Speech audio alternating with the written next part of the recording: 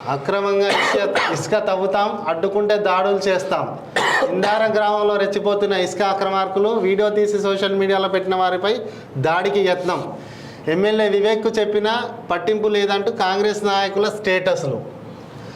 ఇది ఇసుక అంటే ఇది ఒక బంగారం లెక్క అయిపోయింది ప్రస్తుతం. దాన్ని ఇసుక మనకు వచ్చే సహజ వనరుల్ని అంటే ప్రజలకు ఉచితంగా అందేదాన్ని ప్రభుత్వము దాన్ని అమ్మకం పద్ధతిలో పెట్టిన తర్వాత అక్రమార్కులు వార్త కవర్ చేద్దాం. విలేకరులు పోతే నువ్వు వార్త తీసి ఫోటో కోసం వార్త కోసం పోతే ట్రాక్టర్లను ముందుకు తీసుకొస్తారట. ట్రాక్టర్ కింద వేసి ఒక్కుతాం, ఇసుకలనే నిన్ను బొంద పెడతామని చెప్పి. ఈ ఇసుకకు సంబంధించి ఇక్కడ రెండు జరుగుతున్నాయి.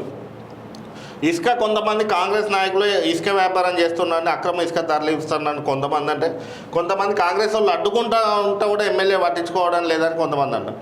ఇక్కడ ఇంకో సమస్య, జైపూర్ పరిధిలో నేను నీకు సహకరిస్తున్నా, మీ ఇసుక దందాకు నేను సహకరిస్తున్నా అని పై స్థాయి అధికారులు సహకరిస్తారు. పై స్థాయి అధికారులు అంటే ఓ సిఐ, నీకు మా సిఐ అడ్డుకుంటాను మిమ్మల్ని, మేము ఇసుక కొట్టుకోమని చెప్తాను కానీ మా సిఐ అడ్డుకుంటాడు, మా ఏసీపీ అడ్డుకుంటాడు. నేనేం చేస్తాను, నాకు మీ ఇసుకతో సంబంధం లేదు, మీరు కొట్టుకోండి అని సిఐ మీద మీ ఎమ్మెల్యే వివేక్కి చెప్పండి.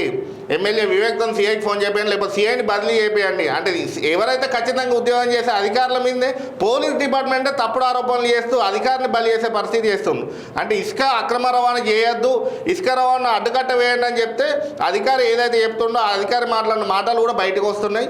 ఈ కింది స్థాయి అధికారులు కూడా అధికారికి సంబంధించిన మాటలను బయటికి ఫోన్లు చేసి మా సీఐ ఇబ్బంది పెడతాను, ఎమ్మెల్యేతో చెప్పండి, మా ఏసీపీ ఇబ్బంది పెడతాను అంటే ఏసీపీ అనవచ్చు, సీఐ అనవచ్చు, ఇంకా వేరే వాళ్ళు కావచ్చు.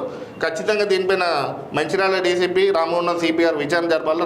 జైపూర్ పోలీస్ స్టేషన్లో ఏం జరుగుతుంది, అసలు ఇసుక వ్యాపారులకు అడ్డుకట్ట లేకుండా ఎందుకు పోతుంది, ఇసుక వ్యాపారుల ఇసుక అక్రమ రవాణా చేసే వాళ్ళు ఎందుకంత బరి తెగించి బెదిరిస్తారు అనేది కూడా పూర్తిస్థాయిలో విచారణ జరగాలి.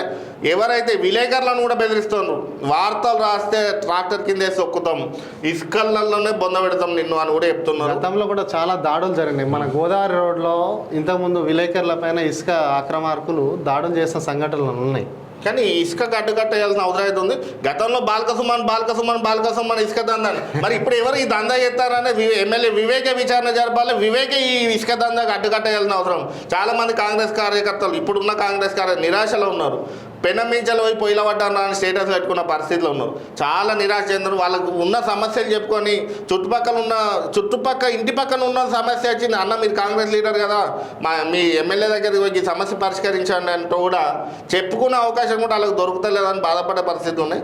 దాన్ని మీరు ఒకసారి ఆత్మవిమర్శ చేసుకొని వాట్ అనేది కూడా ఒకసారి ఎంక్వైరీ ఆత్మవిమర్శ చేసుకొని నమ్ముకొని వచ్చిన కార్యకర్తలకు న్యాయం చేయాలని చెన్నూరు ఎమ్మెల్యే వివేక్ చెప్తున్నాం.